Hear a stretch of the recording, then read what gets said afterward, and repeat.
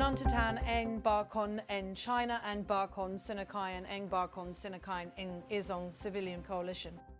Papantang Pag-Asa Island. The line you just heard was the first report from the deck. A civilian mission bound for Pag-Asa Island had been tailed by a vessel of the China Coast Guard.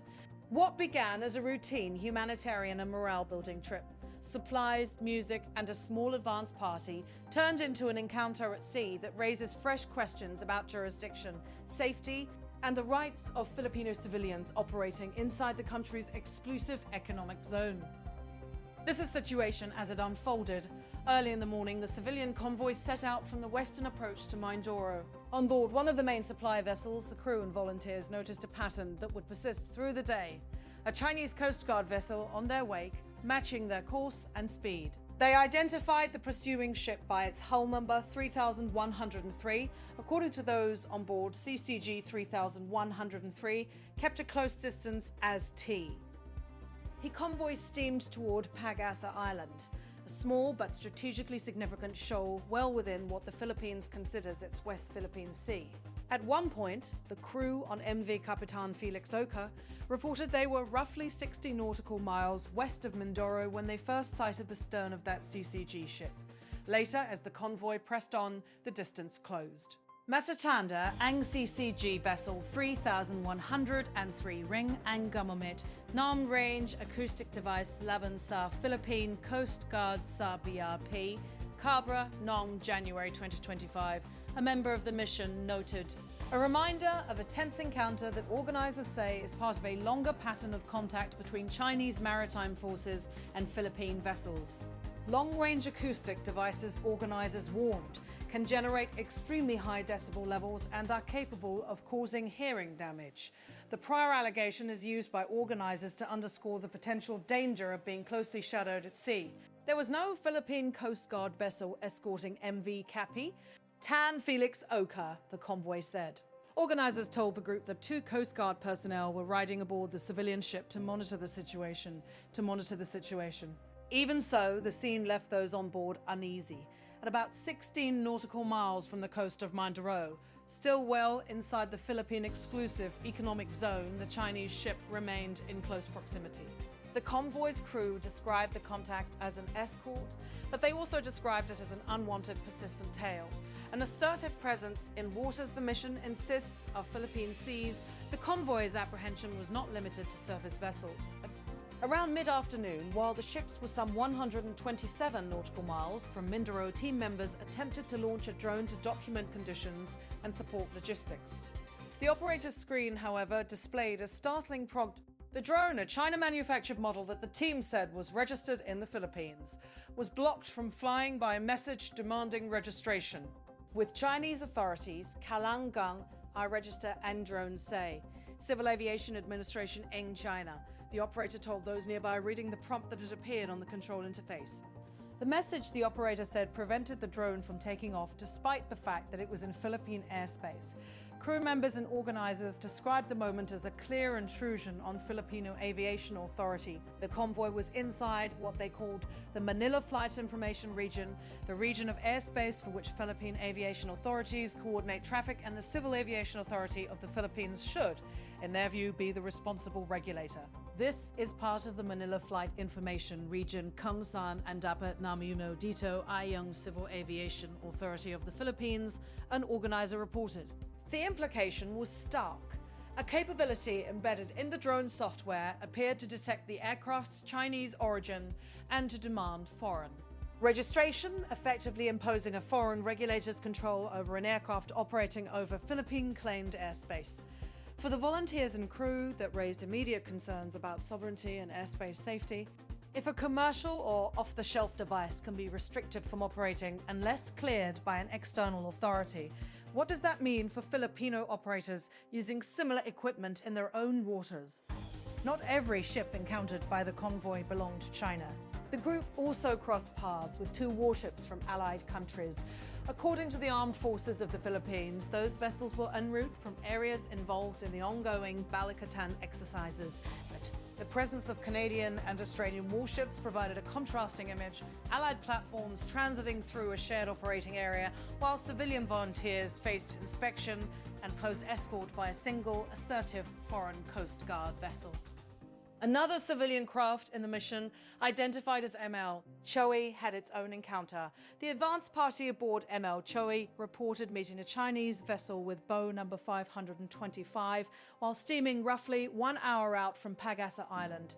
The crew perceived that ship to be a Chinese Navy vessel. Organizers said that, despite these contacts, the advance party continued onward and reached Pag-Asa Island by mid-afternoon, pasado alas 4 naman radong.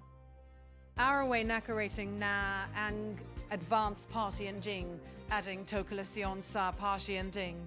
Meanwhile, MV Kapitan Felix Oca, delayed by about 10 hours in its departure the day before, expected to arrive at Pag-Asa the following day near 5 o'clock in the afternoon. Organizers insisted that the mission's activities would continue despite the disruptions, delivering supplies to the Filipino residents and outpost personnel on Pag-Asa Island, staging a musical performance by the group Moro Beats, and providing recreational support, including a planned jet ski demonstration. These are the kinds of humanitarian, morale and community outreach activities that civilian missions undertake to maintain a presence and to deliver aid in remote outposts. From the deck of the trailing ship, the mood ranged between determination and concern. Lahat ponin activities. Natanay tulu porang. Kahit may kanting delay lang tayo, gagawin pa. In tayo, gagawin pa. Natin yung tayo. Dio gagawin pa rimpo natin yung tayong mission. An organizer told the team, emphasizing commitment in the face of challenges. But the persistent tailing by the CCG vessel and the drone restriction framed the day as more than an operational delay. To many on board, it was an infringement at sea and in the air that raised larger legal and diplomatic questions. The Chinese embassy responded, characterizing the convoy's actions differently.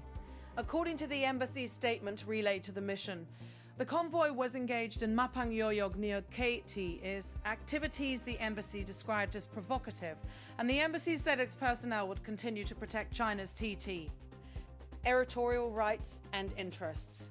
Whether those assertions apply to Pag-Asa Island is the central point of dispute. Pag-Asa lies within maritime features that the Philippines administers and occupies. It also sits in an area claimed by multiple states, and it is at the heart of broader tensions in the South China Sea, known locally as the West Philippine Sea. On board, mission members described the contrast. One voice at sea noting Chinese vessels monitoring and following civilian ships, while another noted Allied warships moving through the region as part of scheduled exercises. For the mission's organizers and participants, the top concern remains the safety of civilians and clarity over which authorities have control over maritime and aviation operations over Philippine waters. There are technical facets to the story that merit explanation. The Manila Flight Information Region, FIR, is not the same as national airspace. It is an area of flight information and alerting services national airspace. It is an area of flight information and alerting services MAMA. Led by a country's aviation authority to coordinate air traffic in this region, the Civil Aviation Authority of the Philippines provides flight information and services. The appearance of a message directing a drone to seek registration with an authority in another state raised immediate procedural and legal questions about how foreign-made aircraft identify and authenticate themselves, and about whether commercial firmware can impose foreign registration requirements in a way that overrides local aviation control. From a maritime safety perspective, the presence of 2 PCG personnel on a civilian vessel for monitoring rather than a full Coast Guard escort signals a gap between enforcement capacity and the needs perceived by civil society groups. That gap can place civilians in the middle of high-tension interactions between distant Coast Guard vessels and local authorities. The mission's participants also raised concerns about escalation, a distinct foreign warship maintaining a close trail is not the same as routine monitoring. From their vantage, it felt aggressive and unnecessary. For the Philippine government and its security agencies, the day's events will likely prompt several immediate responses.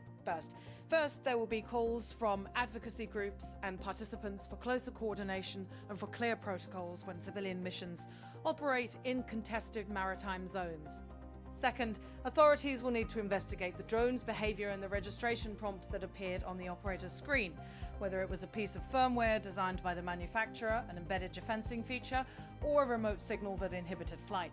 Third, there will almost certainly be diplomatic exchanges between Manila and Beijing to clarify what happened at sea and to reaffirm or dispute the claims of maritime jurisdiction. Beyond those immediate steps, the incident pushes a larger public conversation. How should the Philippines protect the rights and safety of its civilians who go to sea to supply and support distant outposts? When citizens operate civilian vessels or unmanned aerial systems inside waters the Philippines considers its own, what obligations do the national security services have to escort, protect, or at least monitor those missions? And what legal remedies or procedural safeguards exist to address interference from foreign coast guards or from technical restrictions embedded in foreign manufactured equipment? The mission's organizers emphasize their intent to keep the activities peaceful and community-oriented. They describe dropping off supplies, bringing musical performances to a remote community, and giving a morale boost to residents who live weeks away from major urban centers. That image of volunteers, musicians, and aid workers making a long voyage to reach a small island stands in stark contrast to the idea of those same civilians being subjected to foreign oversight over their drones or followed by a four. Fagnant Coast Guard, in their own words, Kasi bakit natin kailangan I-register sa kanila? We are in the Philippines. Our drones are registered in our country. That question, simple in its phrasings, captures the frustration the volunteers felt when a routine operational step was interrupted by a foreign prompt asking for compliance with a different state's aviation rules. The day's events also highlight a broader operational reality. Contested maritime spaces are not just about military patrols and high-level diplomacy. They are played out in the daily lives of fishermen, volunteers, and small communities who depend on lifelines and periodic visits. When those civilian channels are obstructed or complicated, the consequences ripple through local communities that rely on regular access to supplies, fuel, medical support, and contact with family. As night fell, the convoy reported it was still being shadowed, though distances had increased. By early evening, the log placed the vessel about 133 nautical miles northwest of Busuanga, continuing to make way toward Pag-Asa, despite the trailing vessel and the day's disruptions. The advance party, which had reached Pag-Asa earlier, was preparing to receive the delayed main party the following afternoon. What happens next will matter not only to the volunteers and island residents who depend on these missions, but also to policymakers and security planners considering rules of engagement for civilian actors in contested waters. There will be questions about whether to formalize escort arrangements for civilian missions, about how to handle foreign-made equipment restrictions, and about the diplomatic steps required to de-escalate future encounters. For the moment, the mission's organizers insist their work will continue. Supplies are being delivered. Performers are scheduled to bring music to the island. The jet skis and recreational activities remain planned. And the volunteers who made the voyage have sent a clear message. Despite tensions and interference, the convoy's purpose is humanitarian, and citizens will continue to seek ways to support remote communities. This incident serves as a reminder that maritime disputes are not abstract lines on a map. They affect ordinary people's livelihoods, their supply chains, and their ability to travel safely. They implicate technology too. Who controls the software embedded in commercial drones, and what happens when that software interacts with geopolitics? The answer to that question is still emerging. In the days ahead, expect officials to review the incident, for authorities to look into the drone prompt and its source, for diplomatic notes to be exchanged, and for civil maritime groups to push for clearer protocols and protective measures. For the residents of Pag-Asa Island and for the volunteers who journeyed there, the priority remains simple and immediate: safe access to supplies, steady communication, and the protection of tea. They have a right to live and operate within the waters they call home. At sea, in contested waters and quiet islets alike, the lines between humanitarian action and geopolitical friction can quickly blur.